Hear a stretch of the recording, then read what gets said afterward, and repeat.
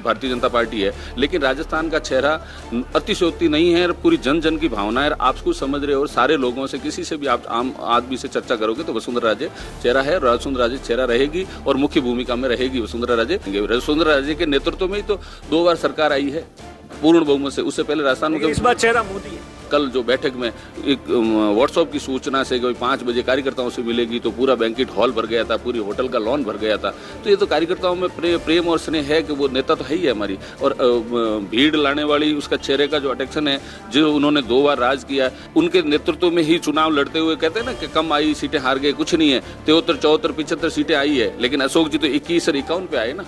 गलत निर्णय होने की वजह से हमारी सरकारें चली गई, बाकी हम सरकारों के बहुत करीब रहे। कल जिस तरीके से आप इस यात्रा को लेकर तमाम 2 दिनों से यहाँ पर थे, और कल कैसा दृश्य था, किस तरीके से वसुंधरा राजे का स्वागत हुआ और क्या कुछ रहा?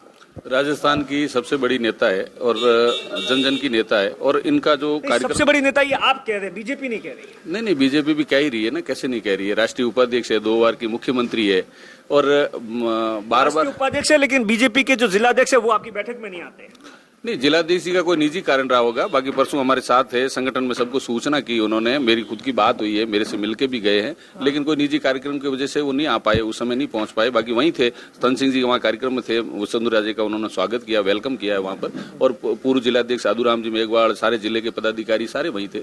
ऐसा कुछ नहीं है, वो बड़ी नेता है, चेहरा है, उसमें कोई अतिशयोक्ति नहीं है। चेहरा तो मोदी ने कह दिया कि फूल है राजस्थान के अंदर, सीएम का चेहरा ही फूल है। देखो, मैं आपको एकदम क्लियर कह देता हूँ कि चेहरा संगठन हमारा 1952 से है, लेकिन जब जब चेहरा आया है, जब जब सरकारें बनी, चाहे वाजपेयी जी आए, चाहे मोदी जी आए, राजस्थान में भी भैरू सिंह जी आए, चाहे वसुंधरा राजे आई, तो चेहरा कहीं न कहीं होता है और बिना चेहरे के चुनाव नहीं होते। ये तो बिना चेहरे के क्लियर इंडिकेशन मोदी ने दे दिया कि इस बार राजस्थान के अंदर कोई चेहरा नहीं। और दूसरा, इस बार पहली बार देखा गया 30 साल में, कल 1-2 सर्वे आए थे जिसके अंदर बीजेपी 100, 110 के आसपास आ रही। क्या लग रहा है, चेहरे के चलते ही ये सब कुछ हो रहा है, या परिवर्तन जो संकल्प यात्रा हुई थी उसमें जो भीड़ नहीं उमड़ी उसी वजह से?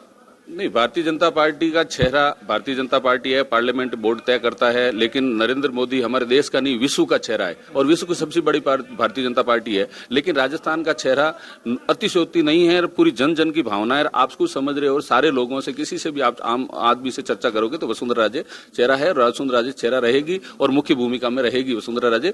और सरकार भी हम प्रचंड बहुमत से लाएंगे। वसुंधरा राजे के नेतृत्व में ही तो 2 बार सरकार आई है पूर्ण बहुमत से। उससे पहले राजस्थान में इस बार चेहरा मोदी है। नहीं, मोदी तो चेहरा है ही है, हमारा हमेशा से है और विश्व का चेहरा है मोदी। अब खाली देश का चेहरा भी नहीं है, आपने G20 देखा होगा, पूरा विश्व उनके पीछे चला है, तो विश्व का चेहरा है। लेकिन राजस्थान का चेहरा वसुंधरा राजे है और वसुंधरा राजे को मुख्य भूमिका में रखते हुए भारतीय जनता पार्टी चुनाव लड़ेगी। क्या मीटिंग के अंदर क्या मोटे मोटे तौर पर बातचीत थी और किस तरीके का दौरा रहा, लोगों से बातचीत, छत्तीसगढ़ कौन कौन लोग आए, किन से बातचीत की और टिकट को लेकर तमाम तरीके से? नहीं, टिकटों की यहाँ कोई चर्चा नहीं थी। ये पार्टी संगठन, ये तो श्रद्धांजलि सभा में पधारे थे, तन सिंह जी से उनका रिश्ता था, तन सिंह जी से उनका पारिवारिक रिश्ता है, उस कार्यक्रम में आए थे। लेकिन फिर भी कार्यकर्ताओं में जोश उत्साह, आपने सुबह भी होटल में देखा कि हम बिना बुलाए आज 500-700 लोग खड़े थे, हेलीपैड पे 500-700 लोग खड़े थे।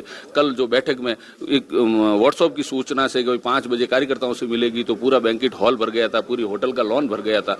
तो ये तो कार्यकर्ताओं में प्रेम और स्नेह है कि वो नेता तो है ही है हमारी। और भीड़ लाने वाली उसका चेहरे का जो अटेक्शन है, जो उन्होंने 2 बार राज किया और उन्होंने उनके नेतृत्व में ही चुनाव लड़ते हुए कहते हैं ना कि कम आई सीटें हार गए, कुछ नहीं है। 73, 74, 75 सीटें आई है, लेकिन अशोक जी तो 21 और 51 पे आए ना। हम कभी 75-77 से नीचे नहीं गए हैं, लेकिन कुछ जगह गलत निर्णय होने की वजह से हमारी सरकारें चली गई। बाकी हम सरकारों के बहुत करीब रहे। तोड़ फोड़ के करके बनानी होती तो पिछली बार भी हम सरकार बना, जैसे अशोक गहलोत ने 6 विधायक बसपा के तोड़े, निर्दलीयों को तोड़ा। इस तारीख से हमारी परंपरा नहीं है, इसलिए इन्होंने कहा कि भाई सरकार, जनता ने हमें बहुमत नहीं दिया, सरकार नहीं बना रही। बाबू सिंह जी, आप लगातार राजनीति के अंदर सक्रिय है, ये पहली बार है बीजेपी के अंदर जो चुनावी सर्वे है उसमें बता रहा है, क्योंकि बीजेपी जब भी आती है प्रचंड बहुमत के साथ में आती है, ये आपने भी नोट किया। लेकिन परसों जो टाइम्स नाउ का सर्वे आया उसमें बताया जा रहा है कि बीजेपी महज 105 सीटें ला रही है, कांग्रेस 95। क्या लगता है, बिना चेहरे का ही के कारण ही बीजेपी इतनी पिछड़ रही है?